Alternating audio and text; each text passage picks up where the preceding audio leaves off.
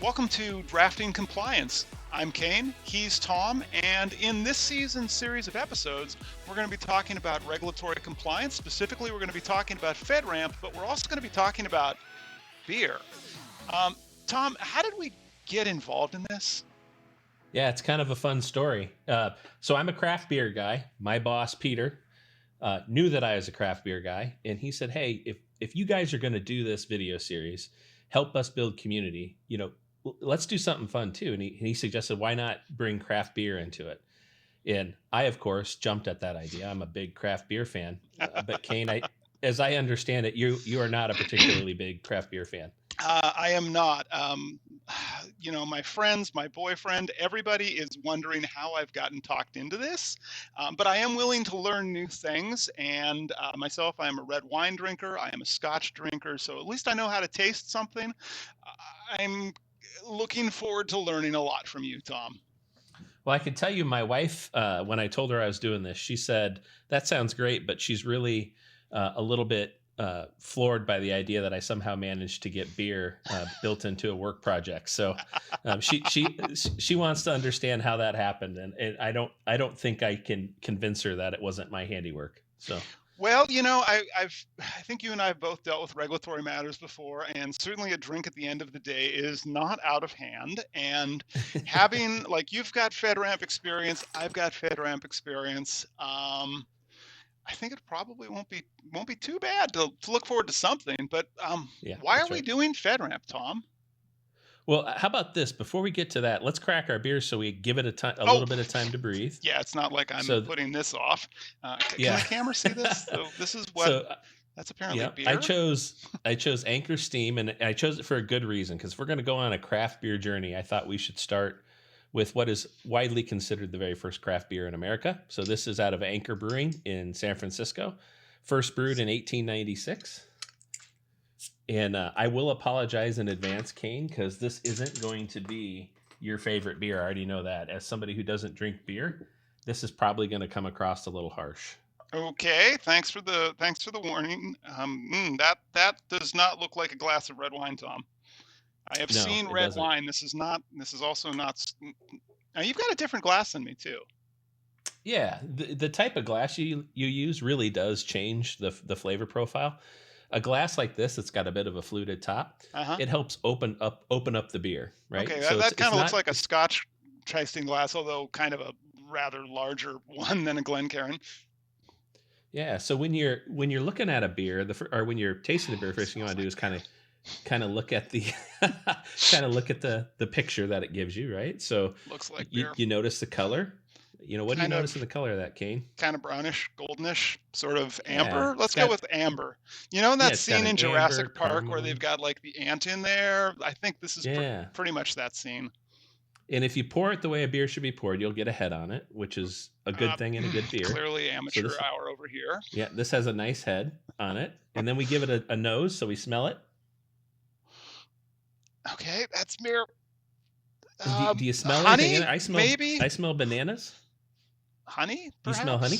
Yeah. Yeah. I mean, a good friend of mine will probably tell me it smells like violet, because on many wine tasting tours, I've never been able to identify violet. Yeah, there is some spice notes in there too, but okay, we won't get too deep into the tasting or into the smelling. We will start to taste it though. So do me a favor, when you taste it, tell me what the mouthfeel is, and then your first impressions on the front end and the back end.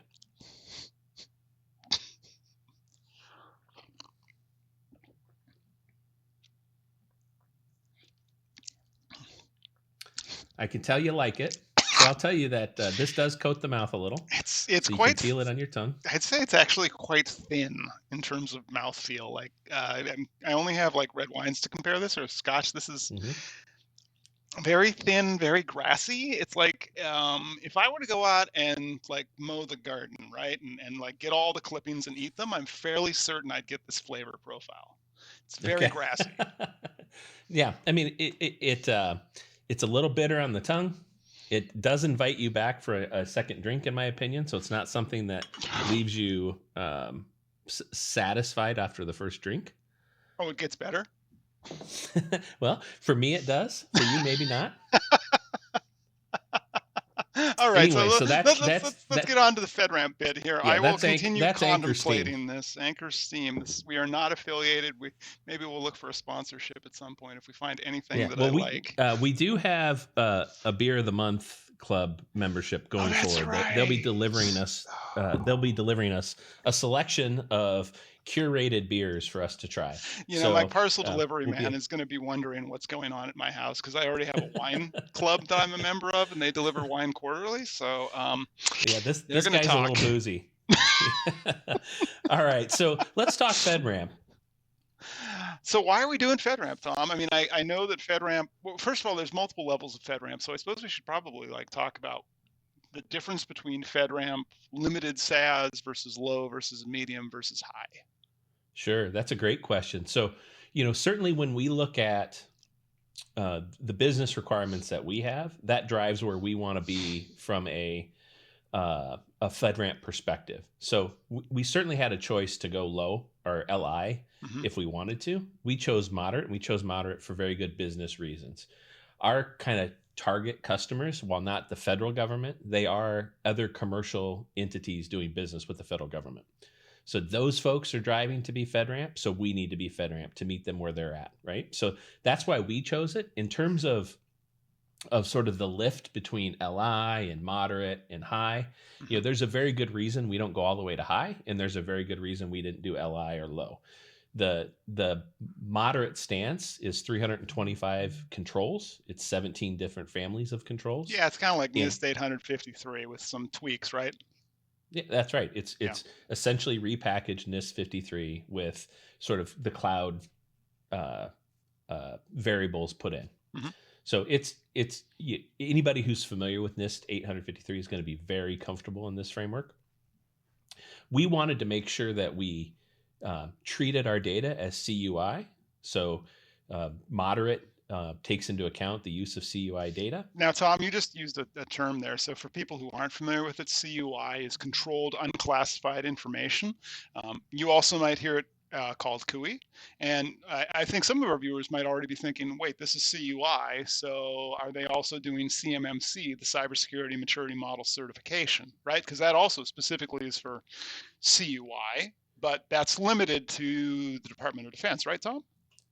Correct. We don't have that kind of driver. We're not trying to do business directly with the DoD. Certainly that might come in our future at some point, and we can lift the program at that point if we need to. But right now we don't. So CMMC is just not in sort of the business requirements for us. But there are some agencies, or I should say some companies that are doing work with agencies that may require CMMC. Right. And that's kind of one of those things we're going to wait till summer to figure out to see how that one really shakes out. Whereas FedRAMP is an established program. Yep. That's the right term, right? FedRAMP is program, right, Tom? Correct. Okay. That's correct. I want to make sure we're using the right terms for folks who are less familiar with this. So overall then, let's talk through the actual roadmap, the journey to get to FedRAMP moderate. My understanding is, now this is just having done executive advisory, classic gap analysis, figure out what the gaps are, go plug the gaps, probably get a consultancy or an agency sponsor, somebody who can actually do an assessment of our capabilities. They'll eventually give us an ATO, and we might end up picking up some POAMs there on the back end. And just quick terms before, Tom, you go into detail there. An ATO is an authorization to operate, and a POAM is a plan of action and milestone.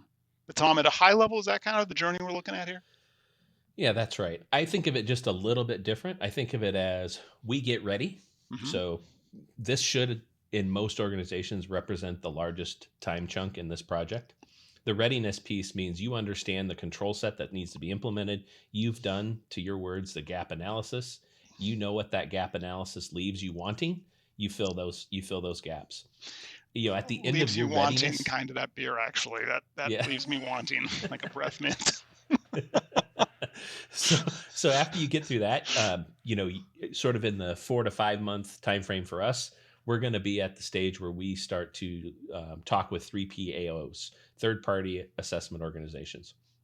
That 3PAO is going to help us get to the next step. So they'll produce what's called a readiness assessment report. You'll see it abbreviated as RAR, RAR. Mm-hmm. So they help us produce that. In doing so, they may give us some mitigation steps that we need to go through, which is part of the process. And if we don't do that, I think I would question the 3PAO that we go through. Right. So we expect that. It's a good give and take process. Mm-hmm. The 3PAO also helps us interface directly with the sponsoring agency. The sponsoring agency is going to require a document called an SSP. So all of the work system that we do, security plan there for us, and for viewers again who might not have dealt with an SSP, this is not a 10-page document. This is I think the shortest one I've seen is 400-ish pages.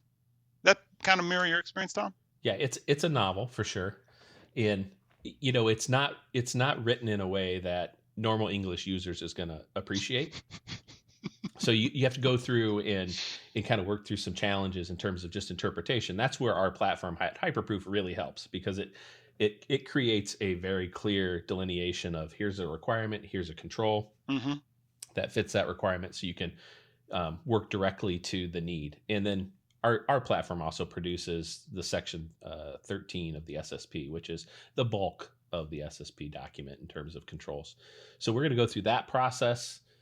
The 3PAO will actually uplift the SSP directly to our sponsor, and then we'll work with the sponsor to get our ATO, our authorization to operate. Going through that whole process, boom, boom, boom, boom, we will have several different designations with FedRAMP that are useful in communicating with our customers. So, and those will all get listed in the marketplace, right? Yep. As we submit our RAR, we will get a readiness assessment. So we will be marked as FedRAMP ready. When we are working with the ATO and we have uplift the SSP before they give us the ATO, we'll be in process. So we'll be FedRAMP in process. And then finally, when we complete, we'll be ATO. So it's nice that FedRAMP recognizes the level of effort you're going through and gives you different designations that you can share with your client base as you go along that journey. All right. And so it sounds like one of the big artifacts that we'll be producing in the course of this is that system security plan, that SSP. What other big obstacles, not knowing entirely like what you're going to find along here, I think it would be hard to predict like that everything's going to go according to plan. But other than the production of the SSP, what do you see as the big obstacles for us at Hyperproof to actually get to be FedRAMP moderate? Yeah, this isn't the first framework I've implemented, so I can tell you that always the biggest barrier is time and resources. It's no different here and it's always going to be that way, I think, in any organization. So, it's always thought of as this is a security team effort, but the reality is the security team pushes the requirements and the documentation, but the operational team has to implement and build the procedures around implementation. And we're going to have all of those examined, right? So not only our policies and our procedures, but that's all going to be examined. There's going to be some interview testing, right, Tom? There's going to be some significant testing that happens as you go through this process. And at the end of that testing phase, we have to be able to demonstrate repeatable proof as well. So we can't just have a paper tiger where it all looks really good, but there's actually, and I've also heard that FedRAMP has an attitude, I guess is the best way I could put it, that they presuppose you're going to fail and they don't actually presuppose success. Does that check out with you as well? Yeah, you are not innocent until proven guilty with FedRAMP. You are guilty until proven innocent. That is absolutely the truth. But honestly, if you look at the history of InfoSec and where the government has been in that space, it makes sense that they treat it that way. And I think it's probably the right approach in information security in general. Okay. And I guess the only other thing then would be the fact that we're a cloud-based organization. When I've worked with other clients over the years on similar initiatives, the assessment boundary is really a challenge for defining because on an on-premises environment, you can really have just everything in a magical enclave. You put a box around it and everything's in the box is in scope, and everything that's not in the box, well, it's not interesting. I imagine that's going to also be probably a challenge for us, right, Tom? Yeah, that actually does represent a significant challenge. So as a SaaS company, we are cloud first and we are pretty much cloud only. Yeah, that's true. It's not like we've got some office. Yeah, what that really means is we have significant integrations into our platform, and every one of those integrations becomes part and parcel to the assessment. So we have to go through the numerous integrations we have and understand data flow and how it may impact customer data, and decide whether or not it's in boundary or out of boundary, and also determine whether or not we can continue to use that platform or have to build around it, find another partner, whatever it might be. So certainly when you're a cloud native only application, that creates some challenges as well. Right, and I think we just kind of gave away some of the formula behind the show. So in the next episode of Drafting Compliance, we're actually going to, because Tom right now is working on our assessment boundary, and so in the next episode, we're planning on actually talking about the assessment boundary and looking at how we've managed to put that together, and maybe even an illustration of what it looks like. And I think the only other thing we said we talk about was we're both supposed to rate these, right, on a scale of 1 to 10? Yeah, that's right. So okay, so a 1 is something I never want to drink again, and a 10 is something I'm thinking this is beer. What's my scale at the top end? Something I'd consider. 10 would be something that you I would say on your scale that you are absolutely invited back to drink again. Like okay, so 10 would be something 10 would be something I'd have in my fridge and I'd be proud to serve to my friends. You got it. Okay, I don't have a good baseline. This is it's not the worst tasting thing I've had. I can think of several scotches I've had that are much worse than this. I'm going to give this a 2. Oh, a 2. It's I can think of worse things that I've drank. Yep. So I will say this: this is not my favorite style of beer, nor is it my favorite beer. Okay. I still like it. So this is something I drink around a fire. It reminds me of cozy winter nights, to be honest. So I would drink this again, but I probably wouldn't go out of my way to buy it. So I'm going to give it a 6 on my scale. But yeah, Anchor Steam, a ancient beer in terms of craft beer. Very good. Fantastic. Well, with that, Tom, I think we'll shut down. Thanks everybody for watching, and we should have another one of these episodes out in a couple weeks. So until then, enjoy the journey to FedRAMP. Maybe or maybe not try the beer. Remember, we are not actually sponsored, affiliated, or otherwise involved. This is just one we're tasting this week, and I guess in a couple weeks we'll try something different. So with that, I'm looking forward to it. I'm gonna learn a lot on this. And come back and learn about our authorization boundary, Travis. Fantastic.